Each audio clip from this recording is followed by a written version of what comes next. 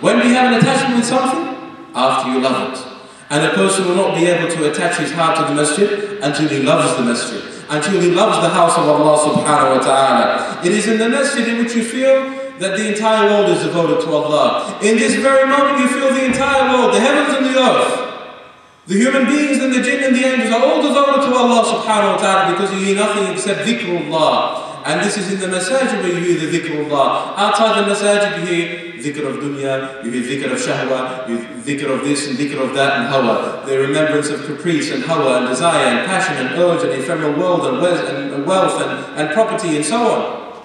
But in the masajid, you hear the dhikr of Allah subhanahu wa ta'ala. The Prophet sallallahu alayhi wa sallam says regarding the masajid, أَحَبُّ الْبِلَادِ إِلَى اللَّهِ مَسَاجِدُهَا, that the most beloved of places to Allah subhanahu wa ta'ala are its masajid, the houses of Allah subhanahu wa ta'ala, the places of prostration. وَأَبْغَضُهَا وَأَبْغَضُ الْبِلَادِ إِلَى اللَّهِ أَسْوَاقُهَا, and the most hatred places to Allah subhanahu wa ta'ala are the marketplaces. Why?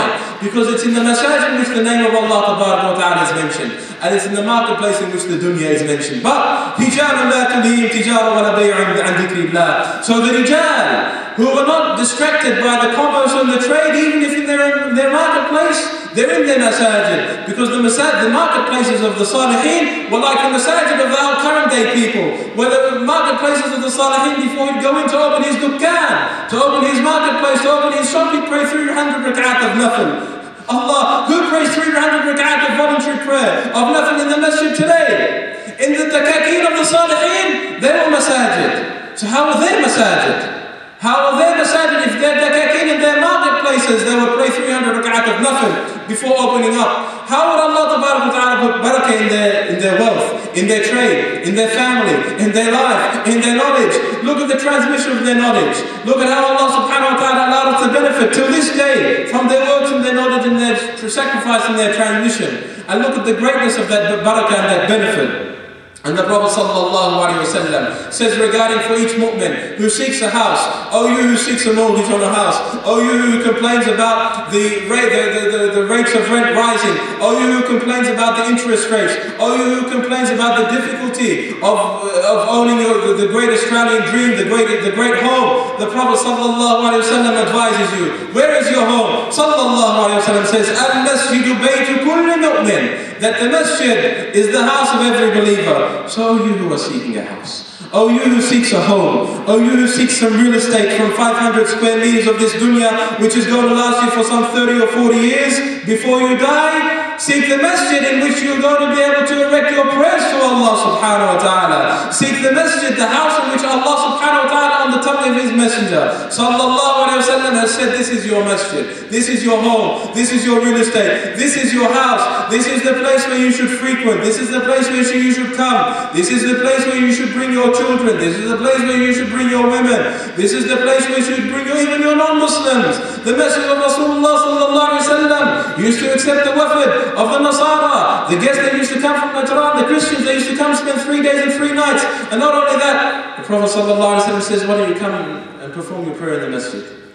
He says, come and perform your prayer in the masjid, because outside you may be distracted, you may not be able to concentrate well.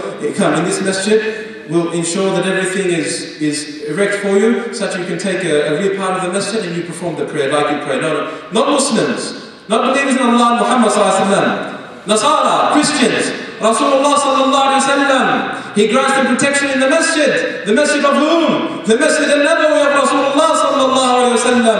One of the greatest masajid ever to be built on this earth. Why? Because at this particular moment it has his noble body, al-Jasad al-Sharif. And without difference amongst the ulama, the likes of Imam Malik radiallahu anhu and others, they say, bila khilaf, khayru biqa'i al-ard fi dunya.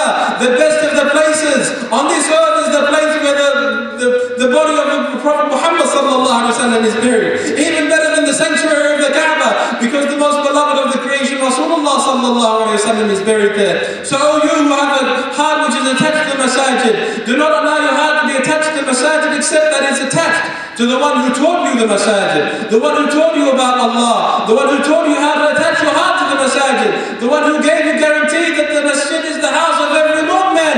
How can you forget your messenger sallallahu alayhi wa sallam?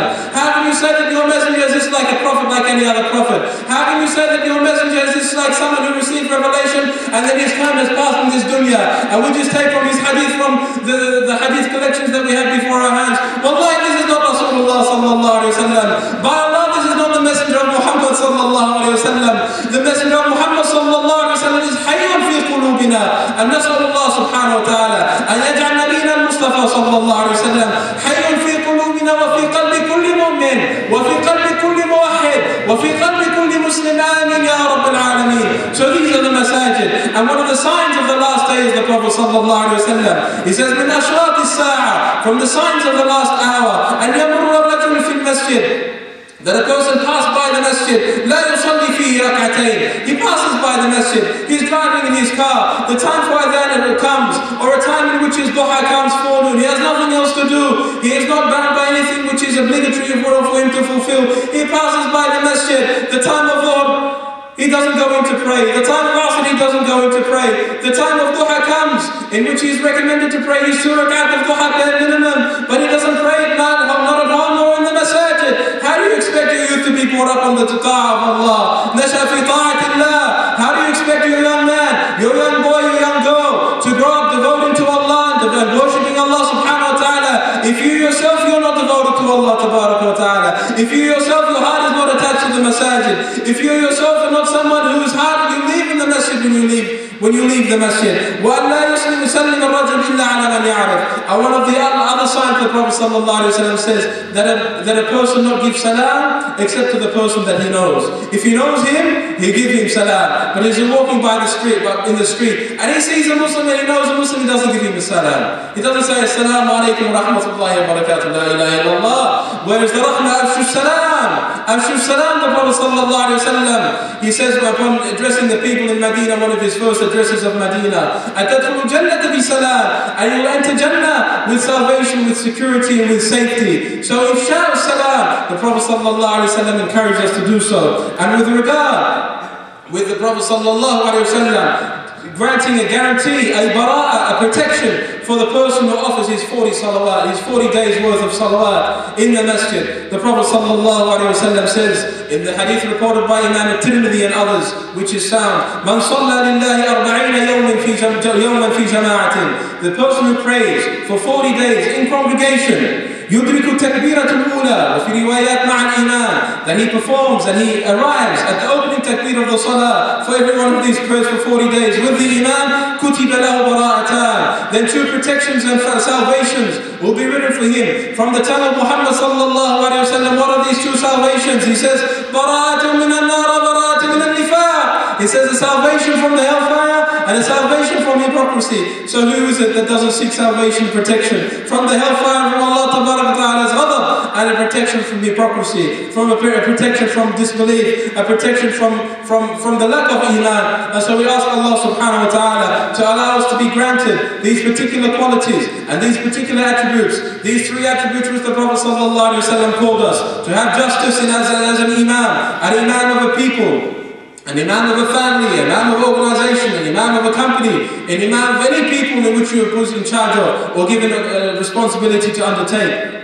And a young person who grows up in the worship of Allah subhanahu wa ta'ala, وَرَجُلٌ, and a man whose qalb, whose heart is connected to the masajid, is attached to the masajid. And so we ask Allah subhanahu wa ta'ala on this particular night to allow us to embody these particular attributes and these characteristics, to not allow us to leave this masjid except that our hearts are attached to the masajid. Oh Allah subhanahu wa ta'ala, as you have made these physical carpets and these physical lights and these physical fans and these physical stairs and this physical mimbar, a physical permanent structure of this masjid, then allow our hearts to be such that they never leave this masjid, just like these physical ornamentations never leave this masjid. But on the day of Qiyamah, these physical ornaments will leave this masjid. But do not allow our hearts to leave your masjid, O Allah subhanahu wa ta'ala.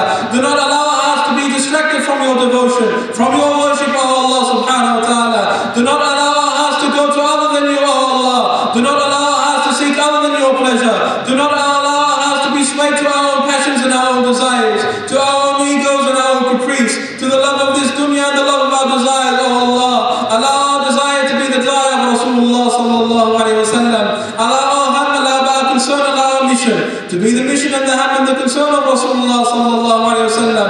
Oh Allah, we ask you to grant us justice and adl in all of our affairs. the Imam of the Ummah and the Imam of this nation, the leader of this nation and the leader of every nation, the leader of every nation, Muslim and non-Muslim. Whether there are Muslims or non-Muslims in that nation, we ask you to give guidance to every leader in order that they apply justice, Ya Allah, amongst their people, and to allow their people to embody fairness, equity and justice, compassion and right dealings amongst themselves, whether they be people of Iman or people of other than Iman. And we ask you, Allah subhanahu wa ta'ala, for any person who has a young person in this masjid, who has a child, whether it be son or daughter, whether it has a cousin or a nephew or a niece or someone that they know or someone that they don't know, who is a youth, Ya Allah, we ask with you, Allah, to allow these people, allow these young people to grow up in your worship, to allow these people to grow up in the devotion to you, Allah, to allow these people to grow up so that they sacrifice their wealth and their life and their property and their knowledge for your sake, O Allah subhanahu wa ta'ala, such that they become embodiments of the Sahaba radiallahu ta'ala anhum.